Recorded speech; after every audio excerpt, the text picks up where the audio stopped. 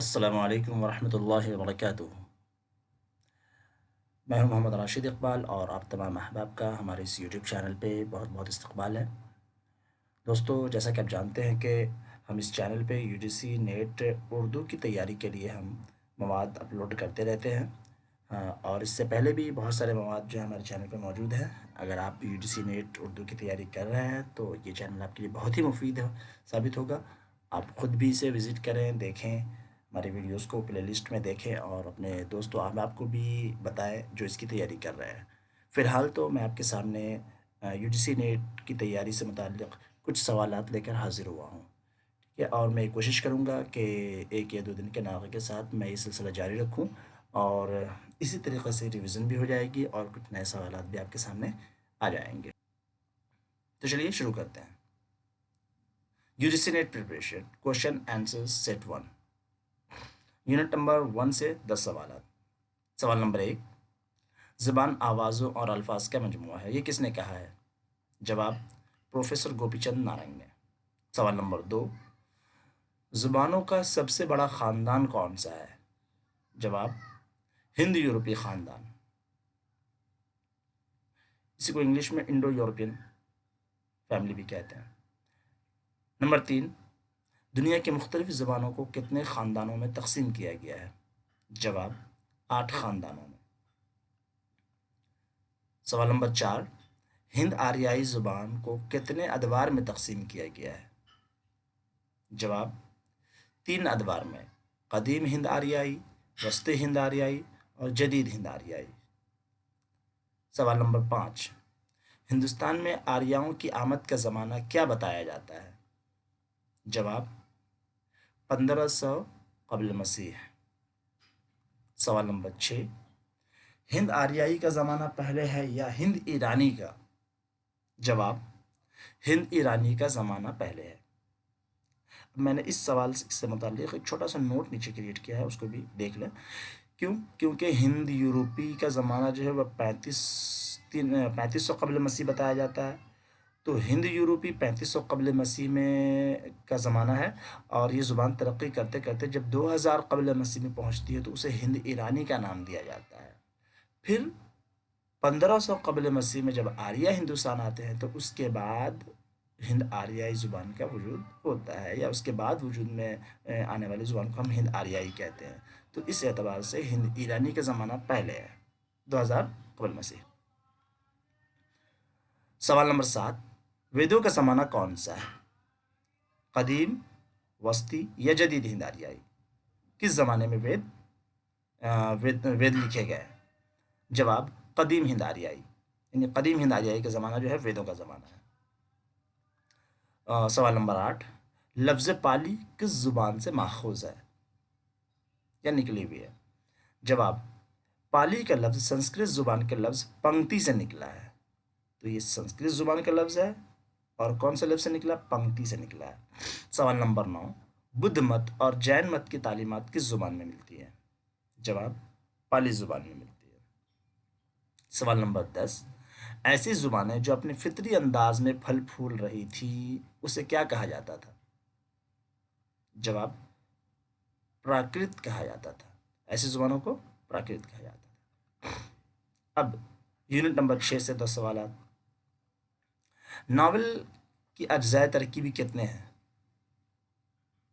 جواب، 7۔ اور سوال نمبر 12، ناول کی اجزائے ترکیبی کیا کیا ہیں؟ جواب، کہانی، پلاٹ، کردار، مکالمے، پس منظر یا زمان و مکان، اسلوب اور نقطہ نگاہ یا نقطہ نظر۔ سوال نمبر 13، اردو کا پہلا ناول نگار کون ہے؟ جواب، ڈپٹی نذیر احمد۔ سوال نمبر 14، اردو کا پہلا ناول کسے مانا جاتا ہے؟ جواب، ڈپٹی نذیر احمد کی ناول مرأۃ العروس کو۔ سوال نمبر 15، رومانوی تحریک کس تحریک کے رد عمل کے طور پر ابھر کر سامنے آئی؟ جواب، سر سید احمد خان کی علی گڑھ تحریک کی رد عمل کے طور پر، جو ایک اصلاحی تحریک تھی، ان سر سید احمد خان کی جو تحریک تھی وہ اصلاحی تحریک تھی، اور اس تحریک کے رد عمل کے طور پہ رومانوی تحریک یہ ابھر کر سامنے آئی۔ سوال نمبر 16، یورپ میں رومانیت کا سب سے بڑا علم بردار کس کو تسلیم کیا جاتا ہے؟ جواب، روسو کو۔ یورپ میں رومانیت کا سب سے بڑا علم بردار روسو ہے۔ کیوں؟ ایک چھوٹا سا نوٹ ہے نیچے۔ کیونکہ سب سے پہلے روسو نے ہی فرد کی آزادی پہ زور دیا، انڈیویجول فریڈم۔ چنانچہ روسو کی اس بات کو رومانیت کا مطلع اور آغاز کہا جاتا ہے۔ روسو نے کہا تھا انسان آزاد پیدا ہوا ہے، مگر جہاں دیکھو وہ پاب زنجیر ہے۔ سوال نمبر 17، اردو میں رومانیت کو فروغ کب حاصل ہوا؟ جواب، 20ویں صدی کی پہلے جنگ عظیم کے بعد حاصل ہوا۔ 20ویں صدی میں جو پہلی جنگ عظیم لڑی گئی تھی، پہلی جنگ عظیم آپ کو 1914 سے 1918 تک لڑی گئی، تو اس یعنی 1914 1918 کے بعد کا جو زمانہ ہے، اس زمانے میں آ کر کے رومانیت کو فروغ حاصل ہوا۔ اردو میں رومانیت کی ابتدا اگرچہ 19ویں صدی کے آخری حصے میں ہو چکی تھی، لیکن اسے فروغ جو ہے 20ویں صدی کی پہلے جنگ عظیم کے بعد حاصل ہوا، اور اردو میں اس کا آغاز سر سید احمد خان کی تحریک کے رد عمل کے طور پہ ہوا۔ سوال نمبر 18، ناول میں خطوط اور ڈائری کی تکنیک کی ایجاد کس نے کی؟ جواب، قاضی عبدالغفار نے۔ کیوں؟ ایک چھوٹا سا نوٹ ہے، کیونکہ وہ رومانیت پرست انشا پرداز اور ادیب تھے، رومانیت پہ لکھا کرتے تھے، لہٰذا انہوں نے لیلا کے خطوط اور مجنوں کی ڈائری جیسے مشہور ناول لکھے۔ اور یہ سوال کتنی مرتبہ آ چکا ہے کہ لیلا کے خطوط یہ کیا ہے، خطوط ہے یا ناول ہے؟ ٹھیک ہے، اس طرح سے مجنوں کی ڈائری یہ کیا ہے، ڈائری ہے یا ناول ہے؟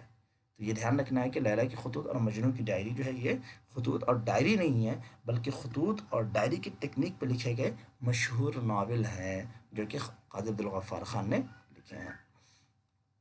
سوال نمبر 19، رومانوی تحریک سے وابستہ کسی بھی 5 افسانہ نگار کے نام بتائیں۔ جواب، سجاد حیدر یلدر، مجنون گورکھپوری، قاضی عبدالغفار خان، نیاز فتح پوری، اور حجاب امتیاز علی تاج۔ اور سوال نمبر 20، رسالہ مخزن کس نے، کب اور کہاں سے جاری کیا تھا؟ جواب، سر عبد القادر نے 20ویں صدی کے آغاز کے ساتھ ہی یعنی 1901 میں لاہور سے رسالہ ماہنامہ مخزن جاری کیا تھا۔ کہتے ہیں کہ اس رسالے میں اس دور کے تقریباً تمام رومانیت پسندوں نے لکھا، اور اس کی وجہ سے رومانیت کی تحریک کو کافی تقویت ملی۔ تو سوال اس طرح سے بھی ہو سکتا ہے کہ اس رسالے کا نام بتائیں جس کی وجہ سے رومانیت کی تحریک کو کافی مقبولیت ملی، یا وہ رسالہ جس میں تقریباً تمام رومانیت پسند شعراء اور ادبا لکھا کرتے تھے۔ ایسے رسالے کا نام کیا ہے؟ رسالہ مخزن۔ ٹھیک ہے دوستو، تو آج کے لیے اتنا ہی، انشاءاللہ پھر جلدی ملتے ہیں کسی اور ویڈیو میں۔ جب تک خوش رہیں، اپنا خیال رکھیں، اور اگر ہماری یہ کوشش آپ کو اچھی لگ رہی ہو تو لائک اور سبسکرائب ضرور کر لیں، اور اسے زیادہ سے زیادہ لوگوں تک پہنچانے میں ہماری مدد کریں۔ اوکے، شکریہ، السلام علیکم ورحمۃ اللہ وبرکاتہ۔